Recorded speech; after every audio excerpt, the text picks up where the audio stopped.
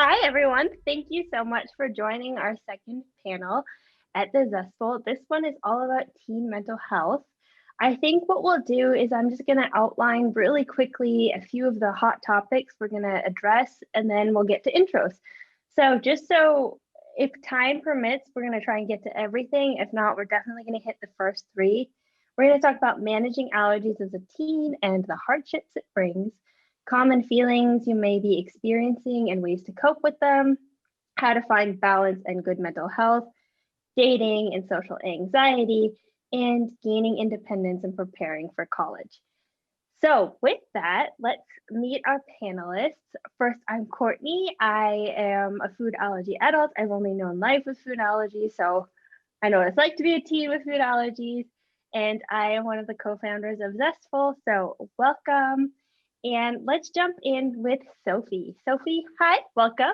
Thank you, Courtney. Hi, everyone. I'm Sophie. I'm a senior in high school, and I manage a bunch of food allergies, including all nuts, sesame, chickpeas, peas, and lentils. And over the past couple of years, I've become more involved in the food allergy community. I love being the teen contributor at Zestfull, and I also recently created my own virtual discussion group for people with food allergies called Food Allergy Alliance. And I'm so excited to be a part of this panel discussion because the topic of mental health has always been important, but it is being recognized and talked about even more coming out of the pandemic. So I'm really hoping to be able to make other food allergy teens feel more comfortable and understood as we navigate the world together. So thank you for having me. Thank you, Sophie. Sydney? Hi, everyone. I'm Sydney, and I'm going into 11th grade in New York City. And like Sophie, I've been allergic to a lot of foods throughout my whole life, which are nuts, peanuts and tree nuts, sesame seeds, and uncooked egg. So like I can eat it if it's cooked into a pancake, but not scrambled eggs is how I always tell people. And I've also begun to get more involved in the food allergy community over the past couple of years. I joined the FAIR, Food Allergy Research and Education, which is a leading food allergy nonprofit. I joined their teen advisory board a year and a half ago.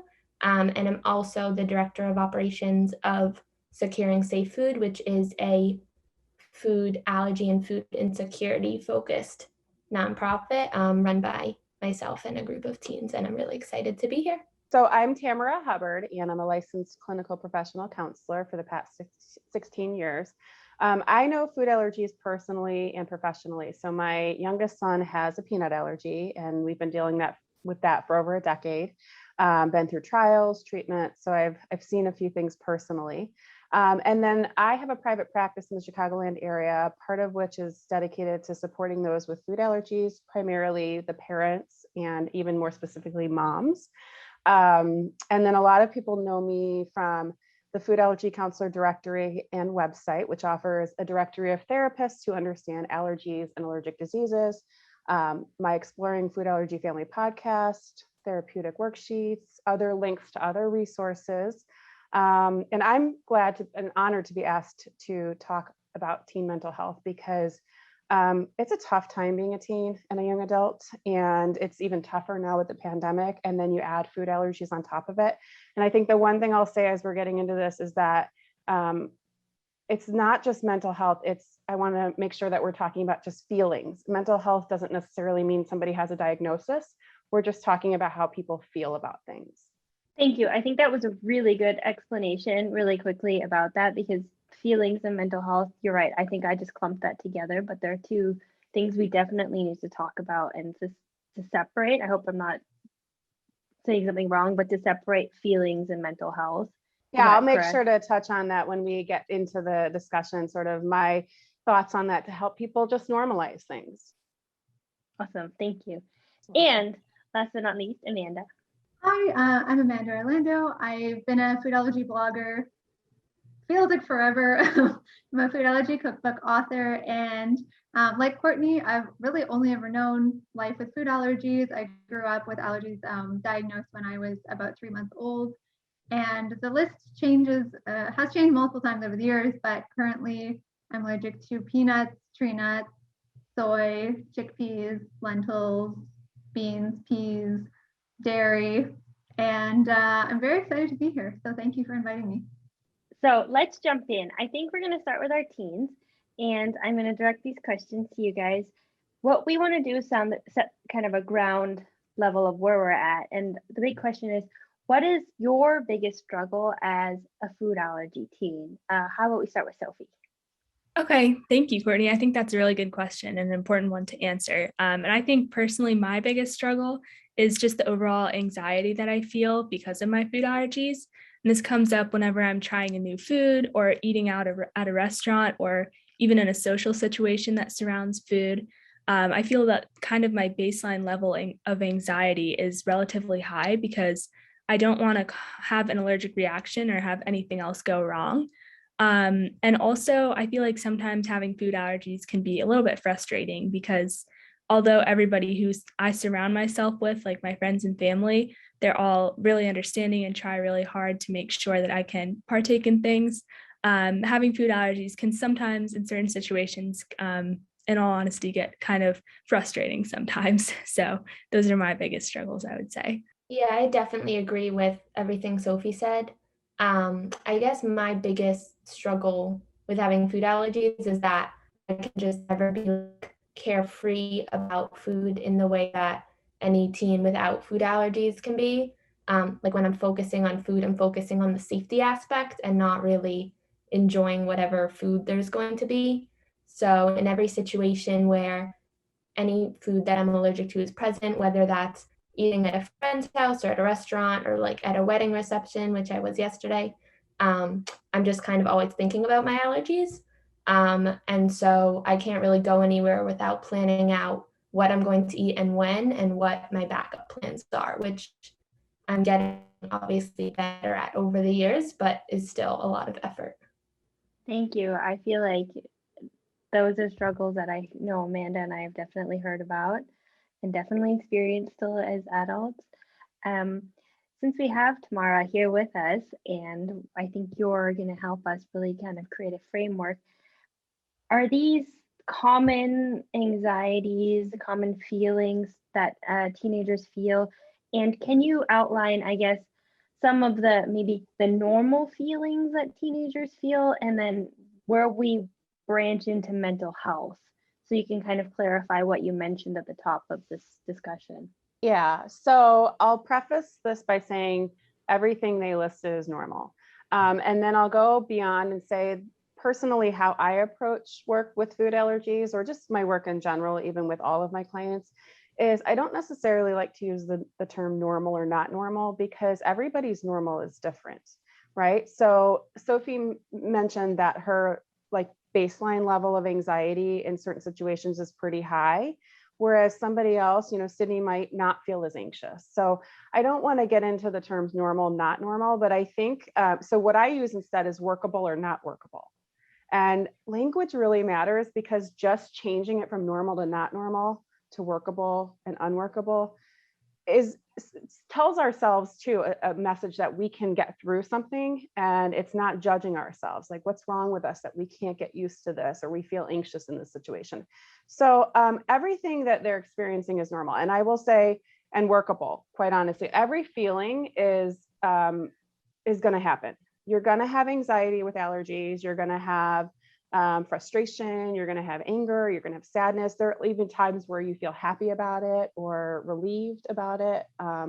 So I guess the biggest thing would be what's working for you and what's not. If you find yourself on a daily basis, so this would be kind of tipping us over to where we might say, okay, this isn't so workable, and maybe we need to either get more support or we need to do something different.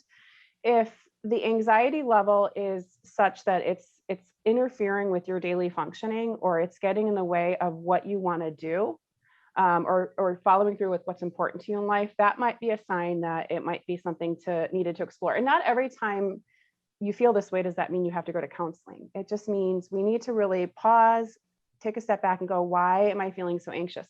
So one of the things I'll say about anxiety too is that it usually stems from unpredictability, uncertainty, and ambiguity. So that means when you feel out of control, when you feel like you're not sure what's going to happen in the situation, or when something's not very clear, like you're not really clear about the food being served at a a reception for a wedding, that's when anxiety is going to rank up. And that's a normal, common response to anxiety. But it's really when you start to feel your feelings or your thoughts getting in the way of daily functioning or keeping you from doing the things you want to do. That's when we really need to say, okay, let's take a look at why that's happening and what we can do about it. Thank you. I feel like that explanation of anxiety resonates a lot with me, and I would love to pass it over to Amanda and ask if that is something that you had recognized in your teen years, or as an adult now, do you reflect back and see that maybe that was what's going on, and if there was any signs that something was unbalanced for you? Oh yeah, I feel like everything that everyone has said so far, all of it, I'm like, yes, yes, yes. I felt a lot of frustration when I was a teenager, especially because when I was younger, I had a number of anaphylactic reactions and I felt very much at fault for them. So I really blamed myself and I felt very frustrated with myself and I felt frustrated with others for not understanding why I had this like heightened sense of cause and effect for a young kid. I also felt, like Tamara was saying, the control element of it. I did develop like serious control issues when it came to food, and that I didn't really deal with honestly until I was an adult. And I felt, I definitely, in hindsight, as I look back at it, I can see that there were times when anxiety was kind of directing my path in life. But it was difficult at the time to understand that that's what was happening. So I would kind of make generalizations like, I wanted to study at a school in Milan, but I was like, oh, I can't do that because like it's going to be too hard with my allergies. And it completely dismissed an entire career path that I was really interested in because I felt like I couldn't deal with it. It was too overwhelming and it wasn't going to be worth it. And I was still feeling a lot of like blame and fault for my previous reaction. I was like, I'm going to mess it up again and I'm going to put myself in danger again. Now as an adult, I look back on that and I'm like, oh no, I just had a lot of anxiety that I wasn't dealing with. And I'm sure I could have made it work. And it was only once I actually went to counseling and started to like face my anxieties, which was really, really difficult, but I'm glad I did it, that I was able to see how I actually allowed my allergies and some of these like generalizations that I made about my life really direct what I did. And then it did end up with like a career upheaval in my adult life because I thought, no, I'm not going to do that anymore. Like, I don't want to let my allergies and my anxiety control the greater things that I'm doing. Can I jump in? Because I think you said some really important things, Amanda. What I hear you saying is something I hear from a lot of people managing allergies, especially as they get older and want more independence, is how do you balance safety and other things that are important, like an opportunity to go to Milan, right? And so I like to encourage people to use the power of and. You can be safe and still do X, Y, and Z, right? So really, really, like you said, focusing on so with allergies, parents included, right? We tend to only focus or over focus on the safety aspect. And I don't want to diminish how important the safety aspect is. We all know that safety is like number one for us to focus on. But I think when we get into tunnel vision and all we look at is safety, we forget all of the other things. So we have to take a more of a general, like a perspective, the power of and. Yeah, when we pull back from tunnel vision to panoramic view, we get a different perspective. And then we start to use, how can I do this and this, be safe and do this? And again, if we recognize the fact too, I want to also mention, like, I think it sounds like, Amanda, through counseling, you really learned that the goal is not to get rid of the anxiety. And I think that's a common thing that we get in our heads. If I feel anxious, then this is not safe. If I feel nervous, then I shouldn't be doing it. But what if we just learn to live with the fact that we may feel anxious and it's not actually a bad thing? Anxiety helps us prep for things and see things differently and evaluate what's safe and not safe. So can we learn to walk with our anxiety? The answer is yes. rather than have the goal of not having any anxiety. That takes that struggle piece away. Like, okay, my goal is to never be anxious. That's actually not an attainable goal, and it's not healthy. And can I also add a point to that too?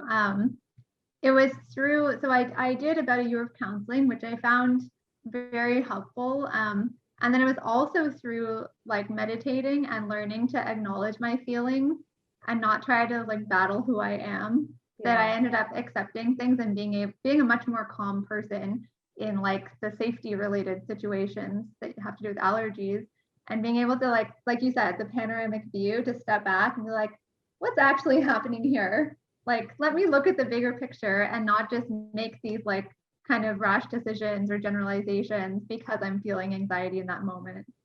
And what you're saying is so important, because there's different kinds of counseling. They may all be working towards the same thing, which is helping you all to function in a way that you can be safe and do what you want. But there's stuff that focuses more on mindfulness and being present. That's usually the theory that I use. And there's cognitive behavioral, which again, same kind of thing, but just different approaches. So I'm glad that you found what worked for you, and it's going to be different for everybody. I think what's interesting is that we're having this conversation. So Amanda's had time to reflect and to be able to acknowledge these things. And now, as a teen, I think I can say personally that I had zero idea what was going on with how I was feeling and how I was coping. Like, I just kind of avoided everything. And now in retrospect, I'm like, yes, I know why. I just said I was shy, but I was just avoiding. So I'd like to throw it to the teens, because you guys are living it right now. Can you recognize that now? Like, how can we, so I'll ask Sophie first, like, how can you, or do you notice if things are feeling unbalanced? And then maybe Tamara can come back and give us some tips on how to recognize that if it's possible to, and then how to move forward. Yeah, definitely. So I feel like kind of what Tamara was saying about it differing for everybody. I feel like maybe this will differ for people too, but for me personally, I think a big sign that my mental health is kind of like unbalanced or just not exactly in the best place is when I start to feel anxious and think like anxious thoughts about my food allergies to the point that they limit me from doing something that I would do normally. And maybe that's what Tamara was saying earlier about like it interrupting your daily life kind of. So if I'm like out to eat at a restaurant, I would usually feel comfortable ordering something off the menu, communicating about my allergies, and then eating at the restaurant. But if I ever felt anxious for some reason, I might start thinking, oh, I'll just eat later. I won't eat at this restaurant, or I won't even order. So that's kind of like one of my signs, I guess, personally, that things might not exactly be where they should be. I think I agree with most of what Sophie said. And I guess I would add that sometimes I sort of arrive at that feeling when I'm anxious over something that I know is safe, whether that's like something that I would eat on a normal basis or that has been double checked in multiple ways, or something like that. I guess that's when I take a step back and I think, why am I worried about that? Because that's something that I really ought not to be worried about. Tamara, is there something that we can, I feel like I'm 32. I'm like, do something about I that. still Yeah. feel that way. So Yeah. Can you give us all tips? Can we fix this? Yeah, no, there's really nothing to fix. What you're experiencing, both of you, is within that realm of what life with food allergies looks like, right? Is that there's going to be anxiety and there's going to be second guessing, right?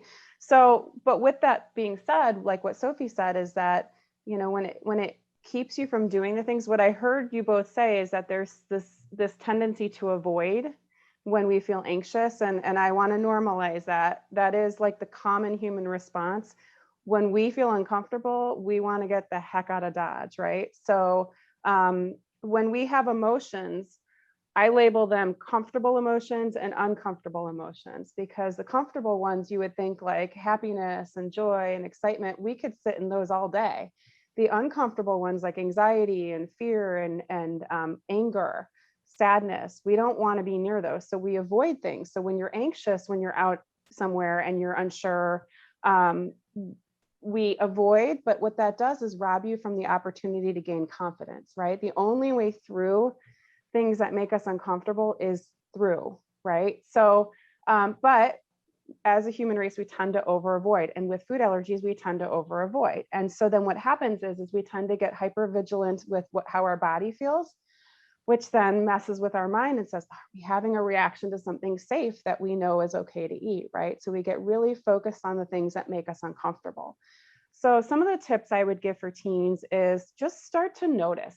It's really that simple. Start to notice, have a little, maybe a journal on your phone or somewhere private where you can jot down how you feel in certain situations. Start paying attention and looking for patterns. Is it only happening when you're out at restaurants? Is it happening when there's a new food? Is it happening when you're out with friends and you're not sure how to handle a situation? And then notice what your feelings and your actions are keeping you from doing that you want to do. So is it keeping you from going out with friends? Is it keeping you from finding someone to date, right? Because you're like, well, I don't know how to explain that, how to talk about that with a significant other. And then you really want to look at how can you use the power of and. How can I do something safely and still do it? How can I not avoid because I feel anxious and take baby steps? Because really, quite honestly, when we're avoiding things, it really is baby steps. I talk about like a ladder effect. Just get on the ladder, just do something, right? Even allow yourself to think about it and just step away from avoidance. And how can you go through it to get to where you want to be? Doable though. It's like just dip your toe in the water, it's like, there you go, face that little fear. But it's hard, and some of it takes, what we call mindfulness, which is like a buzzword and everything. But really what that means is that being present. So when we're anxious, I know we keep talking about anxiety, which is a normal feeling, but we have a lot of anxiety with allergies. And when we're anxious, we tend to focus on the past experiences, especially if there's been an allergic reaction, or we future focus, what ifs, worries, right? And what it's important to do, as hard as it is, and I would say practice all of this outside of any situation where you think there's a food piece to it. So practice it when you're in class, right? And you're nervous about a speech you're going to give, or you're, on your athletics team and you're nervous about getting up to bat or something. Practice being mindful, which means being in the moment, noticing what you're thinking right now, noticing what you're feeling right now. And every time your mind wants to go to the past or the what ifs, focus on something in the here and now. Oh, I see 5 people wearing blue shirts. Okay. I noticed that, my breathing is, so be focused on the here and now rather than convincing yourself you're going to have another allergic reaction because of past experiences. I want to add something too on the baby steps. When I was younger, I used to feel really, really comfortable eating in restaurants. That was like one thing I really enjoyed. And my parents were really into that. And like, it was just something we enjoyed doing together. And then as I got a little bit older and I had some anaphylactic reactions again, and I started to feel like more guarded and more cautious, suddenly I couldn't eat in a restaurant without being extremely anxious, like to the point that there was one dinner where as soon as it was over, my mom was like, okay, it's very clear that there's like a mental health issue going on here. Like we need to deal with this. But the thing that got me through it, like you said, was you really have to go through it. Yeah. And I was like, okay, I'm going to challenge myself to go to a restaurant like by myself. Cause that would seem like so crazy, but I would go by myself, or I would go to a restaurant and just like order something that was like really, really simple, nothing on it, like plain. And then I would kind of like work my way up with these like baby steps until I got to a point where it's like, now I feel comfortable like eating in restaurants that I know are willing to cater to me again. And it's just like, it was really hard to get myself there because it's like you don't want to deal with it because it's a lot. But once you take that first little step, your confidence just like builds exponentially. And then you feel like, no, I have this, like I can handle if something went wrong, like I can deal with it. And that's the last thing I'll say, because I want to give the teens time to talk about it too, but it's everything you said, Amanda, like I was like spot on. I was, nodding my head because the goal is to, rather than avoid, to gain confidence. And that's by practicing and going through. And then also, you said something important, reminding yourself that you know what to do in the event of an allergic reaction. I think when we over avoid things, we also avoid thinking about the allergic reaction possibility and reminding ourselves that we have our emergency action plans, we have our epinephrine auto injectors, we know what to do. And I know there's a lot of fear. Will we do it when the time comes? Yes, we will. I would love to know from Sophie or Sydney whether this conversation so far has resonated with you, whether this is something you feel you can take into your daily lives before we jump on to the next subject. I can start, Sophie, if you want. Yeah. I definitely think it's resonated with me, and I really like what Tamara and Amanda have shared about like which I remember we were talking about, like trying to do things that you want to do and also take care of the safety side of food allergies. And I think that, resonates with me as a food allergic teen in particular, because as you get older, you kind of have more opportunities available to you. So you might be able to go out to eat with friends where you couldn't before, or you're thinking about colleges in different locations, or whatever it is, you just are able to do more independently than when you were younger. And so I think, like, at this point and as I get older, it's especially important to remember that you shouldn't like avoid situations, because you have more of those situations that are like possible opportunities. Yeah, I definitely agree with everything you said, Sydney. And something that personally resonated with me a lot was Tamara's point about mindfulness and just being kind of like in the present. Because I think a lot of my personal anxiety stems from past reactions, kind of like you were saying, Amanda, too. So I think kind of focusing on what you're doing in the moment and kind of enjoying that space and time is something that I'm going to try to do more of now, too. I think that's something that we all need to remember, is like to be present. That's definitely something I've been working on too, is like make it not always about the food in the situations that we're in too, to remember that. I'm gonna throw something at us really quickly that we didn't like prep for. It's a zinger, but and you can tell me, allergy folk here. I know that we sent out a survey last week and we've got multiple answers from different teams, and a lot of answers had the same word that showed up, and it was being a burden, feeling like you're a burden. And so I want to know whether Sydney and Sophie, that's something you guys feel with your friend groups, and whether this burden idea or this feeling of being a burden is something that resonates with you guys, that you live with, or whether I can talk about it later. Sure, I can start for that one, I guess. Yeah, so I think in certain situations, there are times that I might feel like I'm a burden. I guess like sometimes I have fear of being a burden too. Like over the summer, I went to an event in New York City and there was a big dinner surrounding it. And I was kind of worried about if I had a reaction there, then I would take away from the focus of the event and put the attention on me unnecessarily. So I had that fear of being a burden. And then sometimes within my friend groups, if we can't go to a restaurant because of my food allergies, or we can't do a certain activity because of me, then sometimes I do feel like a burden. But I feel lucky to kind of have people who understand my food allergies and are willing to accommodate. So some of that goes away, but I would love to hear like some tips about that too. Yeah, I totally understand what you're saying, Sophie.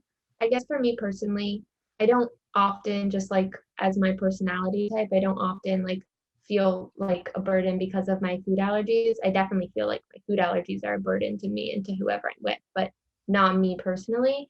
I think the only time that really comes up for me is when someone is being like particularly nice or like concerned or trying to be helpful about my food allergies, and there's something that's still unsafe for me, that I try to have that conversation where I feel like a burden because they're trying to be so welcoming. But normally I would say that I don't have that feeling as often as some might. Thank you. Yeah, I think we heard a lot of teens say that they feel they don't want to go out with their friends because they feel like their allergies will dictate kind of what's going to happen, or people will like, oh, well, we can't go there because of this. So I would love to know maybe some practical ways to acknowledge that if that's something that a teen is feeling and they feel like that maybe is what's holding them back from experiencing everyday teen life. No, I'm going to normalize it. I do a lot of normalizing what both of them are feeling, feeling like their allergy or sometimes they themselves are a burden, I think is normal. I think you'd feel that way if you were managing another health condition or if you were somebody who had a mental health condition, right? I think for teens, if we look at what teens are going through, or even to some extent young adults, that's the age where we're trying to belong. We're trying to figure out where we fit in. We're trying to figure out who we are. We're trying to gain independence and autonomy from our parents and our family. And so it makes sense that if we are different or we have, extra things that come along with our plans that we might feel like we're a burden or just, don't like that feeling. But I think one of the things that can be helpful is to turn it into self-compassion, right? And self-compassion doesn't mean that we're sitting here going, oh, you poor thing. It's not pity. It's saying, hey, others who manage allergies or other health conditions, they're dealing with this too. And this is one of those feelings about allergies that we can't get rid of necessarily, that we sort of just sometimes have to accept. But that, it's okay because others who have allergies feel this way too. And go back to that power of and. Can I feel like I hate that I have all this extra stuff that comes along with going out, and it might, if I have a reaction, it might interfere with the event or, cause some frustration and chaos. But can I still do it in a way that works for me? And I think it was Sophie who said it, that she has friends that she knows have her back. And I think that's a key piece of it too, is making sure you have at least one person who understands your situation, is there to support you if something does happen, or who could be somebody that if you're in an uncomfortable situation, you can look at and say, like, have a code word or text something and say, hey, we got to go, right? So it's turning it into, you're not the only one who feels that way. It's okay to feel like a burden, but not get stuck in that and avoid it or, run from it. Just stay with it, do it in a way that works for you and get through that feeling. Thank you guys for letting me get off rail there, but I think that's really a big feeling that and I will say will continue with you. And I think that this advice is really good just to take with you until you're very, very old. So I think I'm going to pivot really quickly into some more practical, everyday living as a teen. And we're going to jump into our go-to dating girl, because I think Sophie saw Amanda speak live about dating. So we're going to throw it to you, Amanda, and we're going to ask you about dating as a teen. So can you share some tips about how to navigate the nerves that might come with this whole new life of love as a teen with food allergies? I'm not gonna lie, when you said Sophie saw me speak somewhere about this, a shot of adrenaline went to my body. I'm like, what did I say? I don't remember. Oh God. Yeah, I think, I'll be perfectly honest. When I was a younger teen, I really shied away from dating because I just thought this person's not going to understand. I'm going to go to their house. Their parents aren't going to understand. Their friends aren't going to understand. I'm going to end up eating something I'm not comfortable with. Then I'm going to have to go to the hospital. They're still not going to get it. I had worked it up in my mind to the point that one day someone I actually genuinely liked asked me on a date, and I physically ran away from him. And then the following morning, told him I couldn't date him. Because I went home that night and I was like, no, I weighed the pros and cons and I was like, no, it's not worth it. But then as I got a little bit older, I was like, well, that can't go on forever. That'll be a very lonely life. So then when I was in grade 12, I started dating more and came to realize that there are people who will never understand. And that is not going to be the person that you want to spend your time with. But there are going to be people who do understand and who actually care and want to like go the extra mile to make sure you're comfortable, and who genuinely like you. That's why they want to spend time with you. And those people are amazing. And like, that's not a guarantee that you're going to have, feelings for that person, but there are those people out there. And it's something that you don't really need to be afraid of. I know the thing that we all dread is like, okay, what about the first time they go to kiss you? And you're going to have that awkward, like, dodging, like it's gonna be weird. And a lot of us have those stories, myself included. And I have done that to like numerous people. But you know what, like my husband, when we first started dating, I had to dodge his kiss in a very public place. And once I ended up explaining to him over text message like why that weird scenario happened, he was like, oh, you're just kind of a weird girl and it's fine. We'll just continue dating. And now I'm emotionally invested in this allergy thing. And now we're married. It's just because an awkward situation happens, it doesn't mean the person's not going to like you or like not going to want to spend time with you ever again. And perhaps if they're so fickle that they can't handle one awkward moment, like maybe that's not, the right match anyways. And there's other people out there who can deal with that kind of stuff.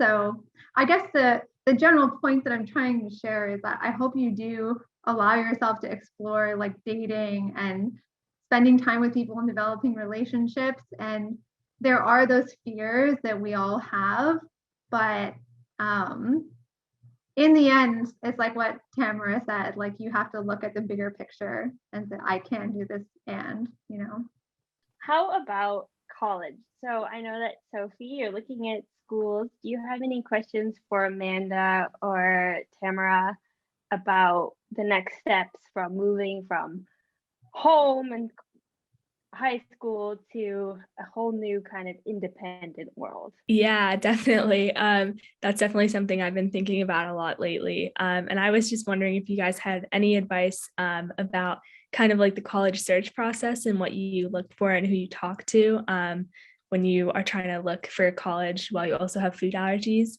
And then also while you're there at college, how to navigate the dining halls, because I feel like those can be kind of challenging. So any advice you have would be very much appreciated. When I was looking for a school for my undergrad, I personally actually didn't look at schools with any allergy framework in mind. I just looked at what school I really wanted to go to. And my parents, they were, I think, more anxious about like me being far away with my allergies. So their rule was they had to be able to drive to me. So I ended up going to a school in Toronto, and I lived just outside of Toronto, so that was convenient. But after I got into that school, then I ended up meeting with like, I forget what they called it at the time. I think they called it the disability department. But I registered myself as a student with a legal disability. And that was really important because then I was able to get access to a residence building that had an apartment style kitchen. Because at that time, the dorms, like the regular dorms that had like a cafeteria, they could not accommodate my allergies. Like the school just wasn't there. And I just didn't want to starve for the whole year. So I really wanted the apartment style. And because I had registered as legally having a disability, they had to accommodate me. And so they were able to put me into this apartment style student housing, which was great. And I lived there for 2 years. And it was actually kind of nice because it just felt like just living on your own. It was like a nice environment. So for me, the allergy concerns didn't really determine my choice of school, but it was more like, now that I'm in the school I like, what am I going to do before the school year starts to make sure that I'm living in the right situation and I'm comfortable. And there were some times that I ate at friends' cafeterias. But if I did, I would just have like a banana or something. Like I wouldn't really eat from their food just because I didn't ever really trust it. And I think going hand in hand with going off to college and, if you do leave your home and go into a new home, the big question is independence, showing your parents that you're ready for this. And I was just wondering, Sydney, whether you have anything that you've done. I know you're not ready to go to college just yet. You have 2 more years. But if there is anything right now that you are doing to show your parents that you are gaining more independence and that you can manage your allergies, and that in 2 years, if you do decide to leave home, you've got this, and they don't need to worry about you 24/7 because you have been prepared by them. I guess particularly over the last few years, I've started to be more involved in the lunch at my high school, and like figuring out what's safe for me there. Actually, especially during the pandemic, my school kind of transitioned to a whole new model of dining. And so I was really involved in talking to the person at my school who helps me with my food allergies and like figuring out what was safe for me there. And so like I've started to go to those meetings and understand a little bit more about, the school food process, as opposed to when I was younger, my parents would do that for me. And I'm also just trying to see what new experiences I can try by myself that relate to food allergies. So I went out to dinner with a friend once, a couple weeks ago, outdoors, and managed my allergies by myself at a restaurant for one of the first times. So I'm trying new experiences like that and trying to take charge on things that I'm already doing so that I know a little bit more about how to navigate it come college time. Tamara, is there anything that a teen can do to show their parents that they are gaining independence and how they can work together with their parents? Yeah, and I'm going to speak from both a professional and personal experience because I have a 14 and a 12-year-old. So a little younger than you, but we're in that phase of like starting high school, time to start showing that you can, be responsible. So really, number one, I would say is build that trust with your parents as early as you can, right? And so that means show your parents that you're going to do what you say you're going to do. So if you say you're going to remember your epinephrine auto injectors every time, really try to remember them every time, right? Be honest with your parents, even if you made a poor choice or made a mistake, right? Because that shows your parents you're going to learn from a mistake. We learn from mistakes and we grow if we choose to. We don't always, but we can learn and grow from them. So building trust with your parents is, doing what you say you're going to do, be honest, talk to them about your plans. Okay, like Sydney said, I'm going out to eat. Here's my plan of how to navigate this on my own. If something goes wrong or I need help, I'll let you know. That's another thing, be able to ask for help, right? A sign of maturity is that we can ask for help and we know when we need help. And we're not afraid to advocate. Now, I know, Courtney, you and I have talked on my podcast about if you're shy, advocating for yourself, maybe one of those spaces as you're a teen that feels hard to do, and even going into college, especially if you're introverted. But try as much as you can to practice that while you're still at home under the safety net, right? The other thing is identify, we've talked about identify safe friends. So, even if you're at college, start to connect with those that, you feel might really value a really good friendship and be able to support you if you need something. And then also be proactive, identify the spots that you're going to struggle with, be honest about it and work towards it, right? Parents, we want to just see that you're going to do what you say you're going to do. And that if you make mistakes, you're going to work on trying to find a workable solution that's different and better next time. So really, that's kind of the key for parents is like, just show us you're going to like be mature and responsible about it. And then that helps us build trust. And then we don't freak out as much. And then we don't freak out on you as much. And then we give you space to grow. So I think accountability in life in general is a good takeaway from that too. Absolutely. And I would like to say that, like, I'd like to put a reframe out there from everything we've said today too, because what I'm hearing is that it's important for those that manage a health condition like allergies or allergic diseases is to remind themselves that you guys are learning skills and life skills and tools way earlier than a lot of other people are going to learn it, right? Like even if you're picking a future spouse or partner or you're dating, like what Amanda said, like you're learning how to, figure out who's quality people and who aren't, right? If somebody's not going to take your health condition seriously, they're not probably the best person for you to be dating. So you get to like learn how to do that early on.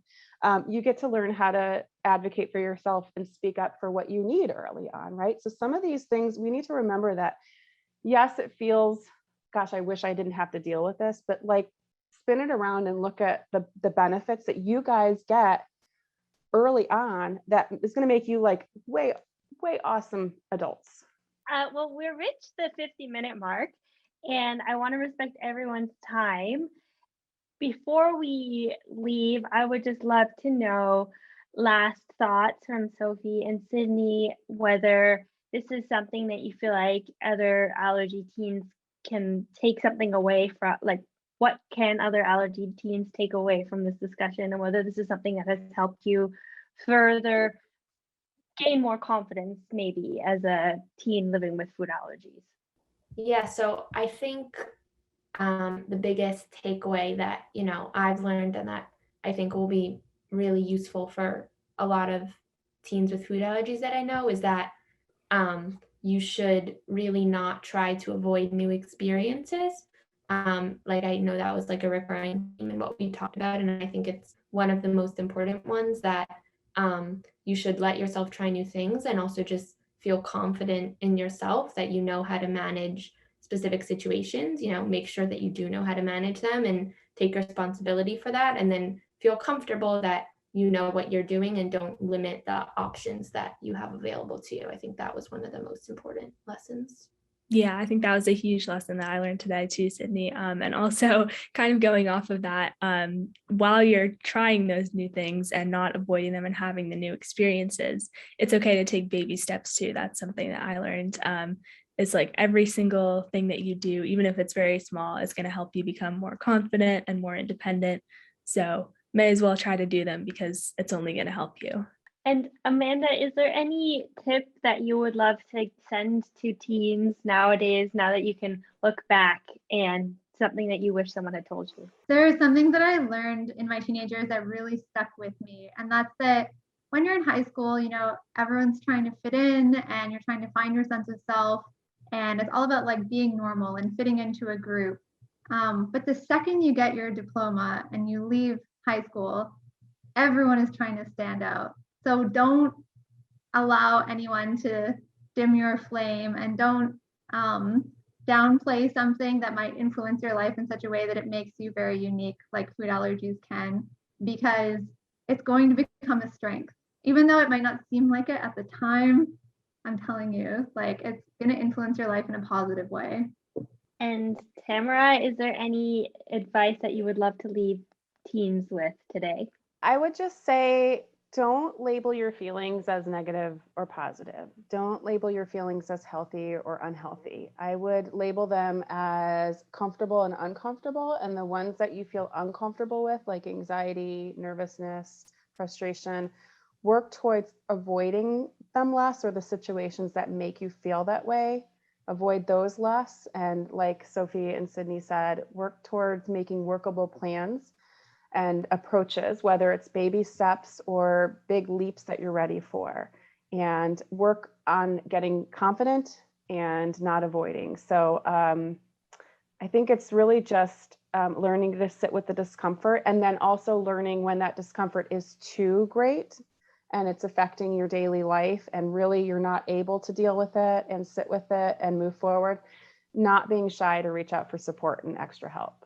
And I think what we'll do is we'll provide some links to places that you can get help, places that are really great for teens, whether you're in a situation where you can openly talk to your parents, or whether you're in a situation where you don't think that you can have that conversation with your parents. Where do you go to look for that help? That's private, and that doesn't cost you anything. So I know that we have a couple of links, but I'll also be getting some more from Tamara. Can I put a couple out there just in case? Yeah. Two great resources that I would put out there, particularly if you're feeling anxious or really connecting with those uncomfortable feelings. One is from Anxiety Canada, and it's called MAPS. And so that stands for My Anxiety Plan. And there's an adult one and a teen one. And it's basically an online workable journal that helps you work through those feelings, make plans to move forward. So I think that's a good resource. Again, that's from Anxiety Canada. And then there's a book, Anxiety Relief for Teens, and I'm going to say her name wrong, by Regine Galanti. She's a psychologist. So I really like that book. I actually have it here somewhere, but not handy. And it breaks the book is broken down into tangible, practical skills based on the kind of anxiety you feel. So if you're feeling like your anxiety about allergies is turning into one where there's more control needed, you start to do things that are like, obsessive compulsive checking behaviors that are above and beyond what we would consider, appropriate. They have skills for that. If it's social anxiety and you're starting to feel like you're pulling away socially, there's skills for that. So that's Anxiety Relief for Teens by Regine Galanti. And I would recommend that book too, because it's very practical, hands-on. We'll have links to that. So we'll definitely be providing that. And then we also have a couple of more resources in case you're looking to get in touch with a counselor, or where to go if you just need to text someone who can help you. So I just want to thank you everyone for being so open and honest with us and sharing your experiences with, feelings. It's not always easy to talk about them. And I just want to say I really appreciate that you've joined us here on a Sunday afternoon.